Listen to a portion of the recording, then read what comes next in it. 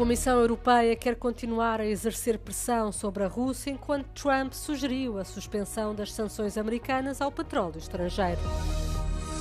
Forças israelitas bombardearam um edifício residencial no centro de Beirute. Há mais de 660 mil libaneses deslocados desde o início da guerra. Volkswagen anuncia corte de 50 mil postos de trabalho na Alemanha até 2030 devido à queda nos lucros para quase metade.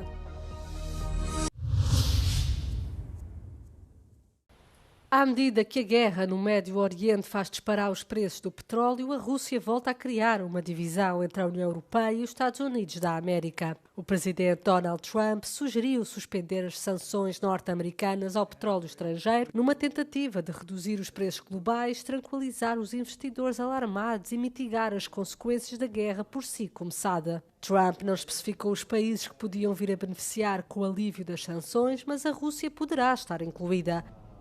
A Comissão Europeia defende que a pressão sobre a Rússia deve assim continuar. Indeed, the current oil and gas price spike may provide windfall revenues for Russia, so that's why important to strictly enforce a G7 price cap, because the opposite would be self-defeating. It would reinforce Russia's capacity to wage war, undermining Ukraine, undermining our support for Ukraine. Segundo o Centro de Investigação sobre Energia e Ar Limpo, a Rússia terminou 2025 com uma queda de 18% das receitas provenientes das vendas de petróleo bruto, em comparação com o ano anterior.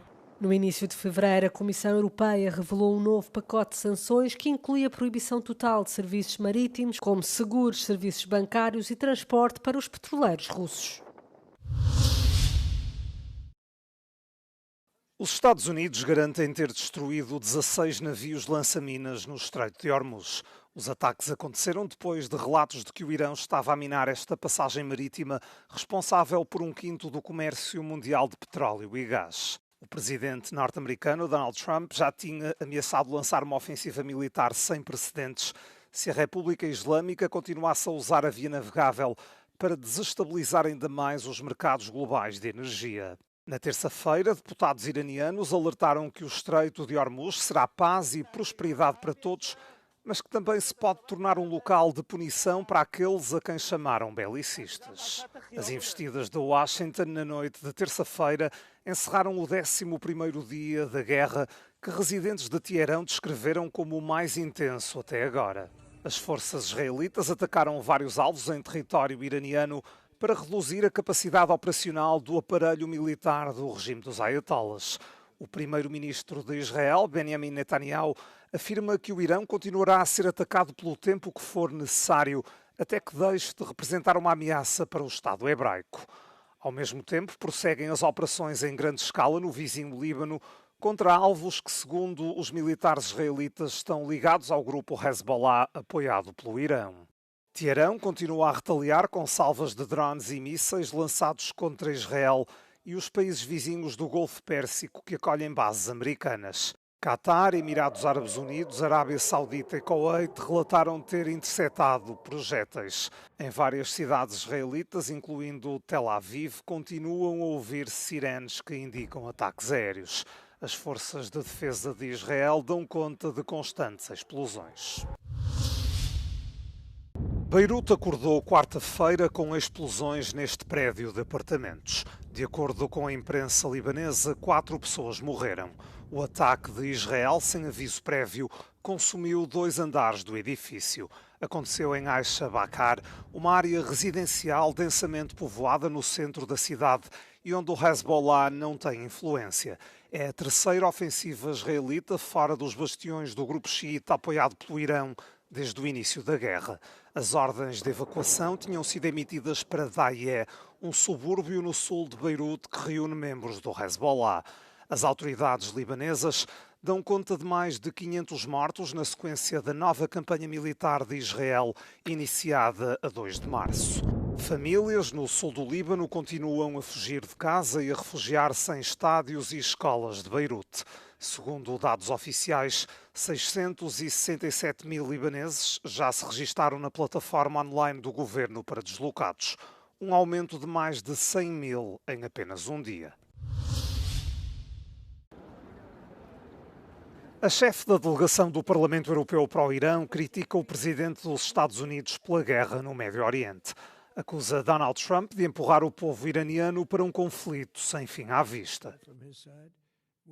Donald Trump promised that help is on the way to the protesters before he started this war.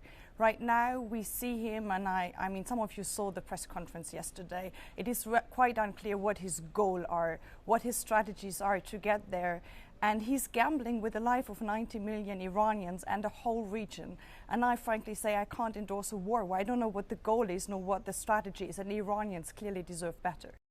A Assembleia de Peritos do Irão escolheu Mojtaba Khamenei como líder supremo. Sucede ao pai, morto nos ataques que desencadearam o conflito no final de fevereiro. A transição, feita sob a pressão de uma ofensiva militar, preocupa os eurodeputados. In the long run, regime change can only come from the inside. So when people from the Revolutionary Guards, from the army, defect, and when there's a broad coalition of people from inside and outside of Iran who represent the diversity of Iran, who really come up with a new vision for this country, this cannot come by bombs alone. A Europa tem-se dividido na reação à guerra. Neumann pede ao Bloco dos 27 que faça pressão para pôr fim às hostilidades, junto do regime iraniano, mas também perante Israel e os Estados Unidos. Pelo menos 6 pessoas morreram e outras ficaram feridas depois de chamas deflagrarem num autocarro em andamento a cerca de 20 km de Berna. De acordo com a polícia local, as primeiras indicações apontam para um ato deliberado. Algumas pessoas relataram aos órgãos de comunicação locais terem visto um homem que se encontrava dentro do veículo a deitar gasolina sobre si próprio e a incendiar. Quando os serviços de emergência chegaram ao local, o autocarro já tinha sido totalmente tomado pelas chamas e os bombeiros tiveram de intervir para controlar o incêndio.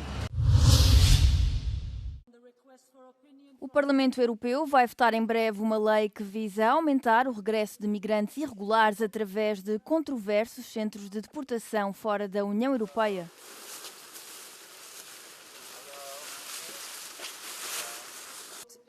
A Comissão das Liberdades Cívicas, Justiça e Assuntos Internos do Parlamento aprovou na segunda-feira uma versão do texto apoiada pelos grupos de centro-direita, direita e extrema-direita, quebrando a tradicional maioria centrista. A votação da Comissão confirmou uma tendência do Partido Popular Europeu de se aliar aos conservadores europeus de direita em todos os dossiês relacionados com a migração.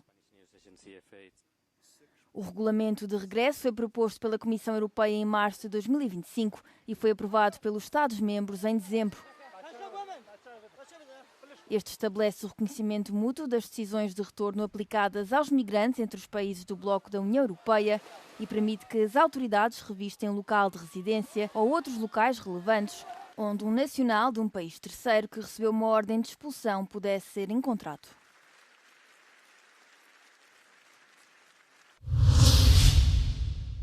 A Volkswagen anunciou o corte de 50 mil postos de trabalho na Alemanha até 2030, uma vez que os lucros da fabricante automóvel caíram 44%, o nível mais baixo desde 2016. A maior fabricante de automóveis da Europa já tinha fechado um acordo com os sindicatos em 2024 para cortar 35 mil postos na marca principal, a fim de reduzir 15 mil milhões de euros em custos por ano. Agora os cortes adicionais afetarão marcas premium, incluindo a Audi e a Porsche, bem como a subsidiária de software da empresa. A lutar contra a estagnação da procura na Europa, especialmente por carros elétricos, e a queda de vendas na China, o grupo também sentiu os graves efeitos das tarifas dos Estados Unidos. Rivais chineses de carros elétricos, como a BYD e a Geely, criaram uma concorrência acirrada para a gigante alemã, tanto a nível local como internacional. O diretor financeiro da Volkswagen, Arno Antlitz, alertou que mais cortes de custos são essenciais para tornar a empresa competitiva novamente. Para 2026, a Volkswagen espera uma margem de lucro entre 4% e 5,5%. Como diz a velha regra de Hollywood, atribuída a Alfred Hitchcock, um bom thriller começa com uma explosão, seguida por um aumento da tensão. Na crise entre a Hungria e a Ucrânia, a explosão foi literalmente um oleoduto. Na semana passada, a tensão atingiu um ponto crítico quando a Hungria apreendeu dinheiro e ouro transportados em 2 carrinhas blindadas da Áustria para a Ucrânia. Kiev acusou Budapeste de fazer reféns 7 funcionários do Banco Público Ucraniano.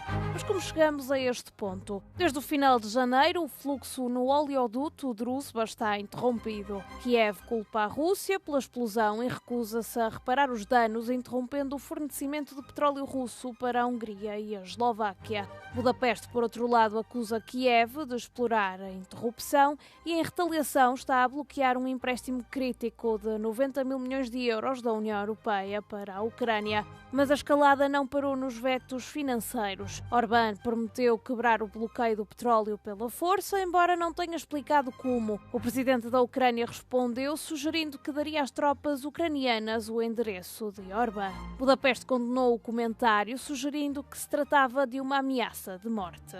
Ambos os líderes correm contra prazos apertados. Se o empréstimo à Ucrânia não for desbloqueado até ao início de abril, a Ucrânia ficará sem dinheiro, enfrentando cortes devastadores.